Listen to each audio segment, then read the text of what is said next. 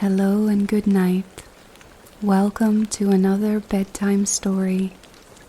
This story is meant to help you sleep or to relax your mind. Try and find a comfortable place, such as your bed or a soft chair. If you feel comfortable, you can close your eyes now. Try and let go of the day as we begin our tale. Tonight's story is Cinderella. Once upon a time, in a beautiful kingdom with a big, majestic castle, there lived an old widower who had a very beautiful daughter named Ella. He loved her above all else, trying to raise her as well as he could, being a single dad. She had a very kind heart, just like her mother had, and she was very hard-working and always loved to help. After many long years of loneliness, Ella's father met another woman. He decided he was going to marry her. She seemed to be a kind, loving person at first. He thought she would make a wonderful mother for Ella, but the truth was that his wife-to-be was spiteful, selfish, self-centered, and as vain as a peacock. She revealed her truly arrogant and hateful nature right after the wedding, when it was too late for him to change his mind. Unfortunately, the woman's two daughters, Anastasia and Rosella, weren't any better. They were lazy and mean and as vain as their mother. Most of their time was spent in front of a mirror, where they would stare at themselves for hours. They particularly loved brushing their brittle hair, putting on green eyeshadow, and soaking their big feet in a large tub of water. Since the very first day she moved in, Ella's new stepmother started treating her terribly. She was cruel and unkind because she couldn't accept that her husband's daughter was far sweeter, more beautiful, and more skilled at almost anything than her own two daughters. Ella's father traveled a lot for work and wasn't home very often. Whenever he was away, the three arrogant women would force the poor girl to be their personal handmaiden. She had to serve them, comb their brittle hair, and attend to their every whim as if they were queens. Every day, they would give her the worst and dirtiest jobs. Sometimes, they would make her work so hard that she wouldn't be able to leave the house for several days in a row.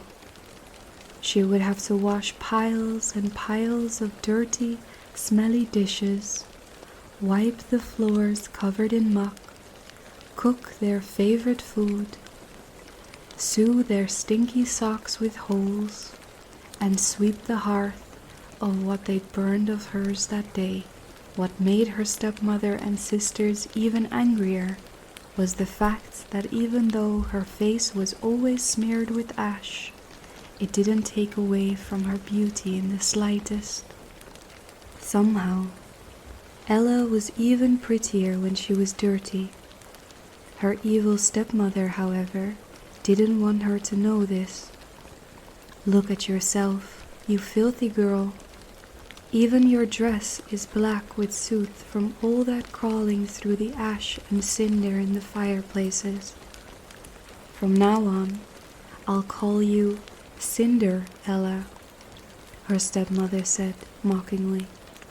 And after that, she and her terrible daughters would only ever call her Cinderella.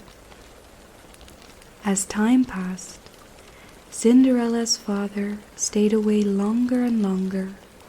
When he came home, Her stepmother had him wrapped around her finger, and he was so bewitched by her that he never noticed that his daughter was being kept away from him.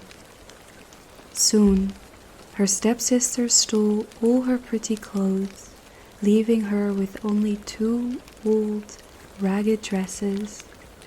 They even kicked her out of her own room and forced her to sleep in the attic while they both enjoyed the comfort of their new, fancy bedrooms. As they slept under soft, downy blankets, Cinderella was left only with an old raggedy blanket from her childhood. Poor Cinderella had to put up with their cruelty every single day, not knowing how to escape. When her father came home, she never seemed to be able to find him. Sometimes she hid in a corner and wept in silence. She didn't dare to complain. Who would listen to her anyway? Then one day, the family was invited to a 3-day ball at the royal palace. It had been announced that the handsome young prince was going to pick a bride there. Cinderella's stepmother and stepsisters were practically jumping with joy as they read the invitation, and Anastasia and Drizella immediately started shrieking about the gowns and jewelry with which they would surely enchant the prince. They argued and argued about whose hat or necklace was more beautiful, all while Cinderella mopped the dirty floors and listened. They compared beaded gowns and satin shoes to match their golden necklaces, completely ignoring Ella. To make the drudgery a bit more bearable, she would often sing songs while working, and all the birds on the trees outside usually joined in. Cinderella was, of course, also excited about the ball, hoping she could go as well. She wanted very badly to see the prince with her own eyes, but when she asked her stepmother for permission, she just laughed. "Don't be stupid, Cinderella. I'm sure the prince wouldn't want to look at a ragged little creature like you. Look at yourself. You're all dirty again." "Have you heard her, Drizella?" Anastasia screamed out. "Cinderella wants to go to the royal ball." Drizella came into the room with a sneer on her face. "Cinderella wants to go to the ball? Our Cinderella, caked with dirt all over her face and under her fingernails. What could she possibly wear to meet the prince? Her rags? Or maybe she's got a potato sack she can go in." Both girls started cackling. "Well, she could take a broom with her to sweep all the cobwebs from the golden ceilings," snickered Drizella. Cinderella was super upset and tried very hard not to cry. She wished her father was home to hear this, but then, what would he do? That made her more sad, so she just thought of happy things. "Stop dreaming, you fool.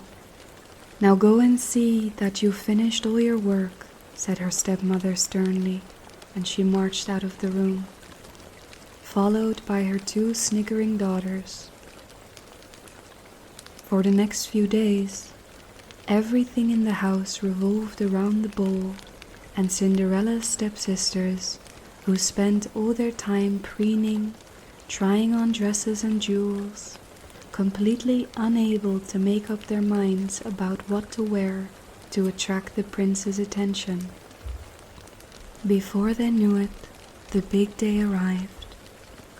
The house was bustling with last-minute preparations for their departure, and everyone was full of joy and excited to finally meet the royal family.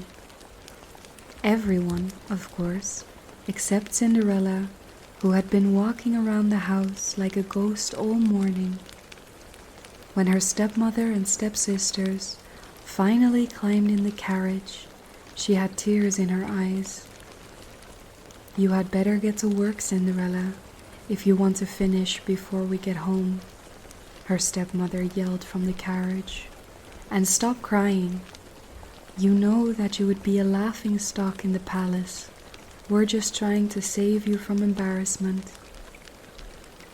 The horses neighed as if to say goodbye and "we love you," then trotted towards the palace. Cinderella ran back inside, feeling completely blue and miserable. She sat down in a corner, filled with cobwebs, and wept. "If only I could meet the prince," she muttered through her tears. "If only I could go to the beautiful ball and be beautiful." Her sobbing echoed through the whole house. Suddenly, she heard a familiar voice.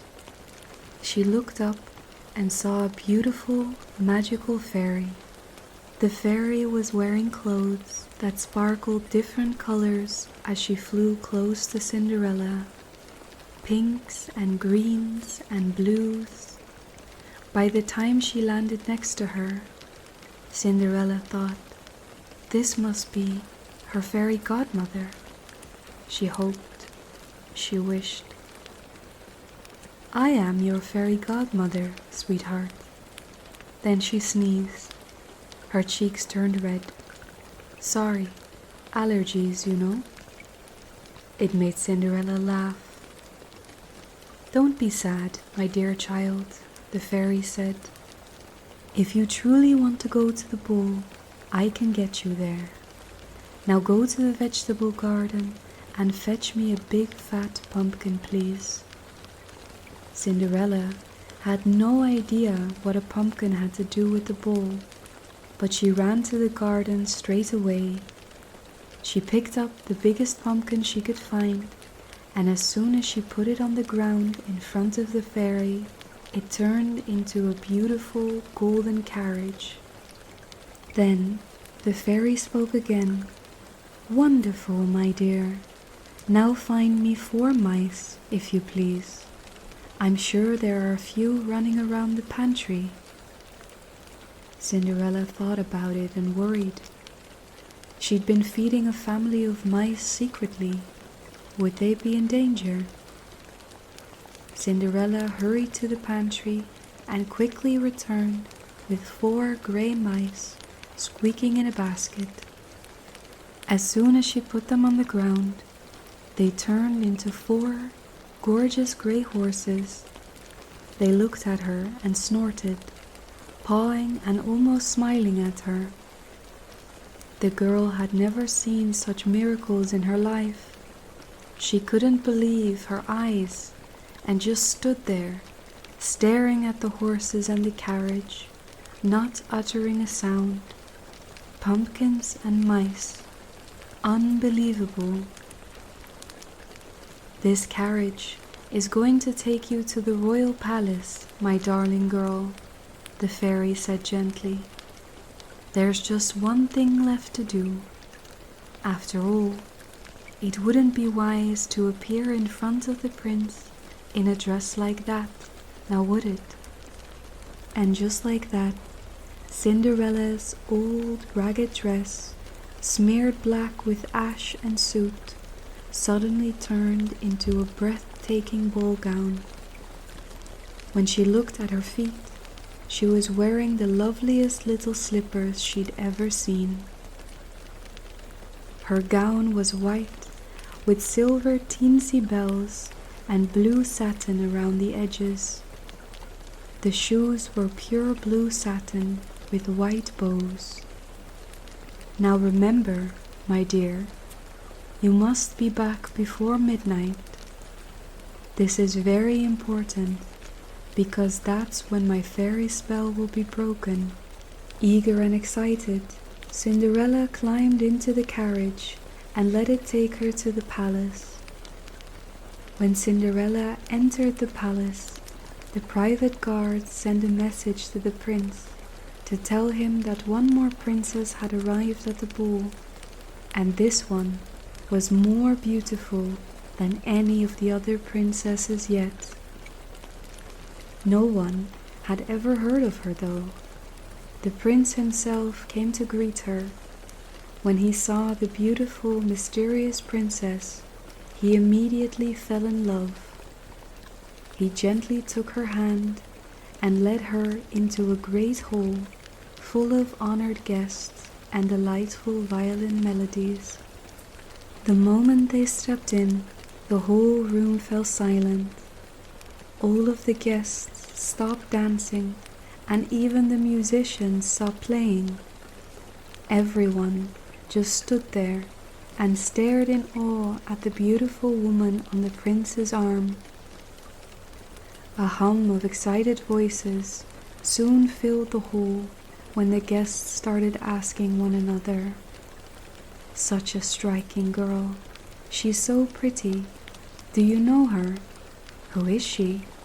Where has she come from?" And, "What a gorgeous girl. Have you seen or met her before? Wow." The king was charmed as well, and he turned to the queen and whispered in her ear that he had no idea who the girl was, but that she was incredibly beautiful, and, more importantly, she seemed to be making his son smile from ear to ear. They had never seen the prince look so happy. All the ladies admired her stunning dress. They'd never in their lives seen such delicate fabrics. At a far table, Anastasia and Rosella sat alone and ate grapes, full of envy and anger. They stared at the mysterious princess with their mouths open, completely dumbstruck and very jealous. The longer they gaped at her, the more familiar she looked, but they didn't even imagine that they might know her. Then the prince asked Cinderella to dance. The musicians quickly collected themselves and started playing again. The prince was completely mesmerized by the girl, and she by him. The whole time they were dancing, he couldn't take his eyes off her. They danced and danced all night, never stopping even to have a drink of water. They just looked at each other happily and waltzed the night away. Suddenly, the bells started ringing, announcing 15 minutes to midnight. "Oh no, I have to go," Cinderella cried. "Wait, will I see you again?" the prince exclaimed. "I'll try," she said, and she curtsied quickly to the prince and scuttled away in her slippers, climbed into her carriage, and headed back to her dreaded home. Cinderella spent the whole trip trying to think of a way to get to the palace the next day as well. As soon as she arrived home, the clock struck midnight. Her carriage and horses once again became a pumpkin and her 4 favorite mice, and her dress shrunk back down into dirty, ugly rags. In the morning, the door into the kitchen swung open, and Cinderella's nasty stepsisters rushed eagerly inside. They couldn't wait to tell her about the magnificent ball and all the things she had missed. They even told her all about the mysterious princess in the beautiful dress who had kept the prince to herself all night before running away very suddenly. Cinderella, who was busy putting clean pots and dishes back into the cupboard, listened to their stories, and when they finished, she asked them what the name of the princess was. Of course, they couldn't answer her question. No one knew her name, not even the prince. He had absolutely no idea who the mysterious girl was, which is why he had asked every single person at the ball about who she was. He was desperate to find her. "She must have been truly gorgeous," Cinderella said cautiously. "You're so lucky that you saw her. I wish I could see her as well. Do you think perhaps I could borrow your yellow gown and go with you tonight, my dear sister?" "You? Borrow my dress?" Drizella burst into mocking laughter. "Are you crazy? I'd sooner lend it to the chimney sweep." Still laughing, she left the kitchen, slamming the door behind her. Cinderella didn't expect anything else, of course, and was actually happy that her sister had said no. The day flew by fast. The sisters spent it pushing each other away from the mirror so they could use it. They fought over which dress to wear to the ball and how to wear their hair. Cinderella was, of course, waiting on them hand and foot, while also doing all the other jobs around the house. She gathered the eggs from clucking hens, swept and mopped the floors, wiped down the tables after her sisters had used their beauty powders, and finally sat to rest. Before they knew it, Anastasia and Drizella and their mother were back at the palace and having a good time at the ball. The great hall was full of guests, just like the day before. They were all dancing, feasting, and enjoying themselves. They smiled and laughed, but mostly everyone was waiting to see if the beautiful princess returned. Suddenly, everyone fell silent.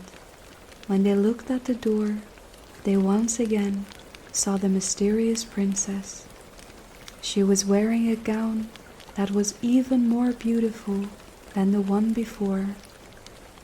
It was gold this time, shining in the candlelight with sparkles and a dark purple waist. Her slippers seemed to be made of crystal glass. Again, the prince went to meet her at the door before gently taking her hand and leading her to the dance floor. They talked and laughed and danced, and Cinderella was so happy that she forgot to watch the clock. Unfortunately, this time the bells weren't rung, so she had no warning. She panicked when she realized it was just a few minutes to midnight. "I'm so sorry," she said to the prince, and before he knew what was happening, she was darting out of his arms and rushing out of the hall. The prince just stood there in shock. When he finally gathered his wits about him, he followed after her, but she was already gone. The only thing she had left behind was one of her tiny glass slippers lying on the palace stairs. When midnight came, Cinderella still hadn't reached the palace gate. All of a sudden, the spell lost all its power. The carriage disappeared, her mice ran in all different directions in fear, and she was in her old dress, smeared with ash again. For some reason, she was still wearing one of her pretty little slippers. She took it off and held it close to her as she ran home as fast as she could in her bare feet. The prince, too, had run toward the palace gate, and when he passed the last guards, he turned around and asked them if they had seen the princess leaving. But they hadn't seen anyone except some poor girl in old dirty clothes. Luckily, Cinderella still got home before her family. When she heard her stepmother and sisters coming in their carriage, she quickly ran out to greet them. "How was the ball, my dear sisters? Did you have a good time? Did you see the mysterious princess again?" Her sisters told her that the princess had indeed arrived, but that she had, again, quickly run off right before midnight. The prince was with her all night. He's surely fallen in love with her, Anastasia said miserably. Perhaps he won't find her, and he'll fall in love with me instead, Drizella said hopefully. A few days later, the royal trumpeters sounded their trumpets, and the prince announced that he had fallen in love with the mysterious princess. He didn't know who she was, but he had a slipper she had left behind, and he would only marry the girl whose foot would fit it perfectly.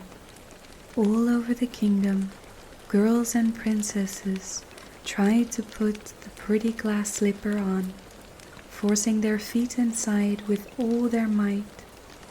But each and every time, the shoe was either too small or too big. Even Anastasia and Drizella tried to squeeze their giant toes inside the poor lost slipper, but nothing worked, no matter how hard they tried. Cinderella watched the whole spectacle in silence. After a while, she gathered all her courage and stepped a little closer. "Please, may I try the slipper on?" she asked. Her sisters started laughing at her, but the prince's servant insisted that she try it on as well. After all, the prince had ordered him to have every girl he met try it on, no matter who she was. Cinderella sat down and easily slipped her foot into the slipper. It was a perfect fit. Her stepsisters just stared at her, completely stunned. "Clearly, it's a mistake," they shouted angrily. When Cinderella took out the second slipper, which she had been hiding in her pocket, and put it on as well, they got even angrier. "She is nothing," they screamed, but the servant ignored them. Then, would you believe it, Cinderella's old dress turned into the most beautiful silver gown, and the dirt slid right off her face, as if it had never been there. Only then did Anastasia and Drizella realize that their stepsister was the gorgeous, mysterious princess who had enchanted everyone and who the prince wanted to marry. They immediately dropped down to their knees and begged Cinderella to forgive them for all the suffering they had put her through, and all their unkindness and cruelty. Cinderella took her sisters by their hands and kindly spoke. "I forgive you for everything, dear sisters. I only wish we could have loved one another earlier." After that, the royal servant took Cinderella to the palace. As soon as the prince laid his eyes on her, he was beside himself with joy. Before long, there was a wedding, and it was the most marvelous wedding the kingdom had ever seen. Cinderella became a real princess, and for the rest of her life, she was cherished and loved by everyone for her kindness and her good heart. The end. Thank you for listening to this bedtime story. I hope you enjoyed the tale tonight. If you did, please like the video and subscribe to the channel for more audiobooks and tales to come. Until next time, please take care.